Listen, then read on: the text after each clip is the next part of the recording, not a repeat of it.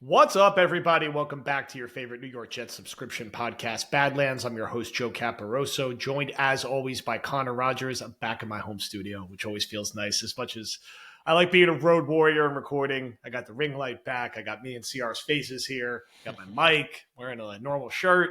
Shout out Roan.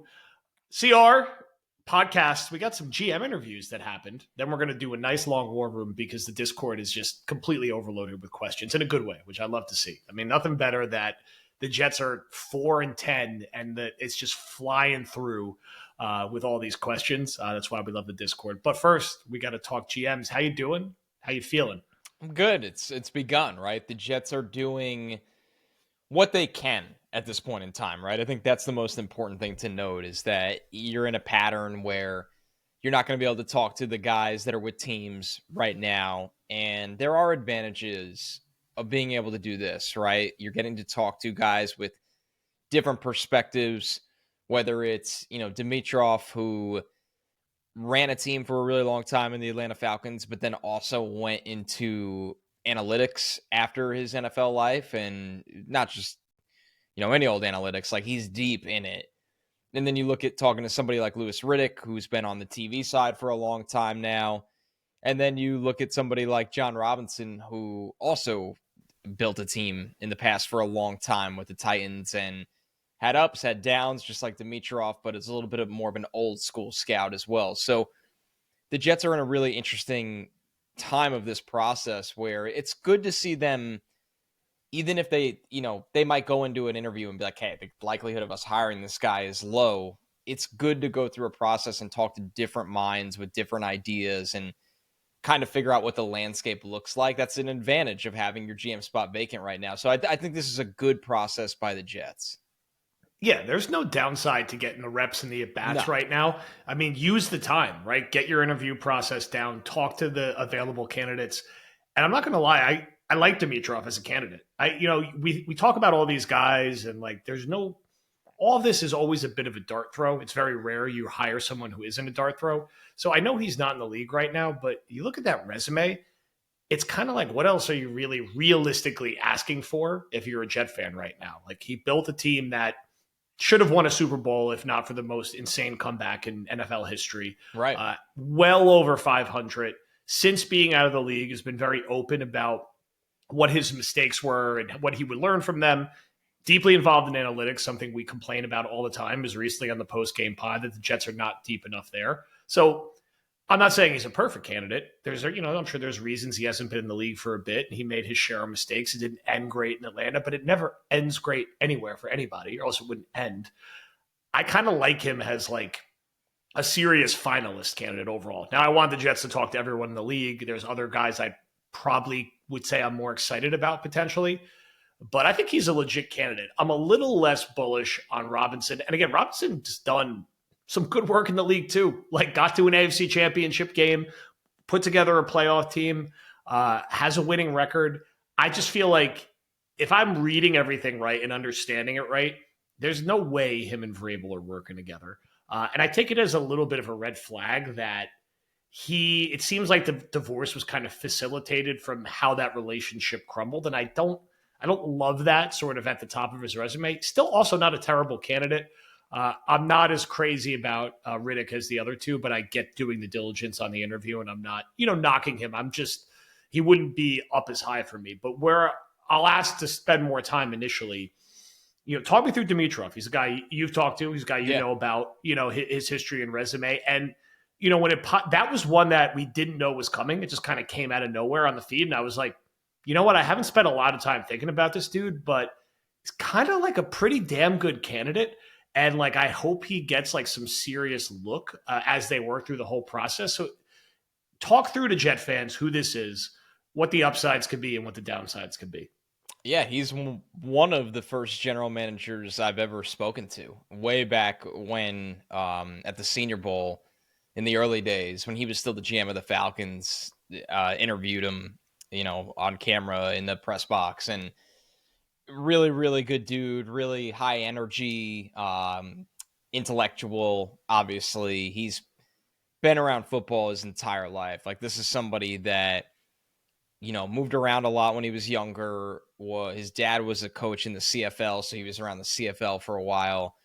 And then when he jumped over from eventually the CFL and the World League of American Football, where he had a cup of coffee as a Who could scout, forget?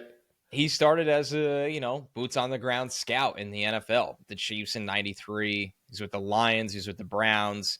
Got a little bit of a bump up with New England, where he started to grow national scout, director of college scouting all the way to 2007 for them. And then he was the GM of the Falcons for over a decade, let's be real. Like, that's really hard to pull off, to be a GM for over a decade anywhere. And a large part of that is because he was around a part of the turnaround. They hired him, and the first thing they did was draft Matt Ryan, third overall. Yep. And when you have the quarterback, you get a lot of cracks at building the roster and hiring coaches. And like you said, Joe, in theory, they should have won a Super Bowl. And I think with Dimitroff, what's interesting to me is, even if you're not hiring him as the GM, there's two sides of it. One, what have you been doing at Sumer Sports, the analytics company that he's the CEO of, that he's been the CEO of since 2022, in January 2022? So you're talking about a full couple of years here now. What have you been doing to advance personnel evaluations on the analytics side, roster building, value in pro player and college player markets? And how would you apply that to today? Because, listen, I have no idea how badly he's dying to get back in, how badly he's dying to leave this job, or also the fact that the Jets are behind in analytics in the NFL right now. Their analytics department is very unimpressive from a sheer numbers standpoint compared to a lot of other teams, and financial backing and power. And so it's not a bad idea to pick this guy's brain, even if you think like, hey, if we're not going to hire him as the GM, which maybe they will, then if you were making serious investments, like, this is the kind of guy you hire as not a co-GM, but an assistant GM or a VP role, VP of analytics, right? And you're running the entire analytics department, both in the pro and college scouting phase of things. Do I have confidence that the Jets are forward thinking about making that kind of hire? I haven't heard anything to think that they will, but this is something they should be doing. And maybe this is the kind of conversation that opens your eyes to it. So Dimitroff is a qualified GM candidate. I do think he's the best candidate of the three guys they've spoken to so far, because his track record speaks for itself. It's not necessarily the direction I would go as the guy to build the future of this roster, although I wouldn't. It feels like a middle of the pack move if this was the move they made. But I think what interests me the most is just the advancement of scouting that the company he is frontlining or heading up is trying to make, and figuring out what that looks like, because that's an area that the Jets are just so far behind in.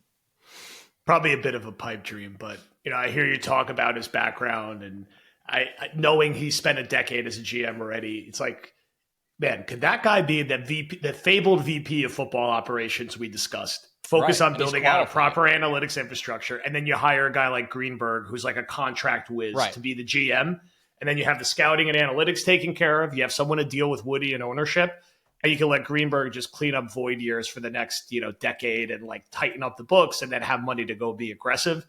And then you go get a head coach. And again, the chatter today, from Connor Hughes and from a few other sources, is that the Jets highly covet Mike Vrabel, early trial ballooning, and has people who weigh in on these trial balloons. And we like it. And we're big Vrabel fans. So we're glad the Jets highly covet him. And he should be right at the top of their list, if not number one. I would say he should be number one. You can make a fair case that other people, should be in the discussion. But there's a really interesting potential mix there where it's like, wow, imagine the Jets just like nailed this and just hire those three guys. How good would you feel going into next year? But for now, look, they'll probably interview two or three other people who have been out of the league for a bit. There'll probably be a name in there that makes everyone have a heart attack, because there always is at some point.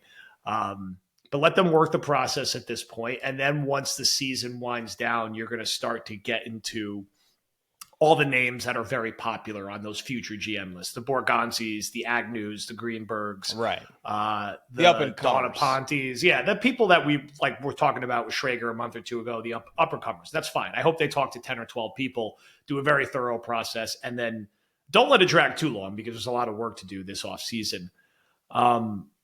Pivoting quick back to the coaching stuff before we talk a little Rodgers and talk a little Jets Rams, because it's another year where the Jets are bad and they have a huge game against the Rams late in the season. Honestly, this one feels kind of big now due to some of the quarterback discourse. We touched on this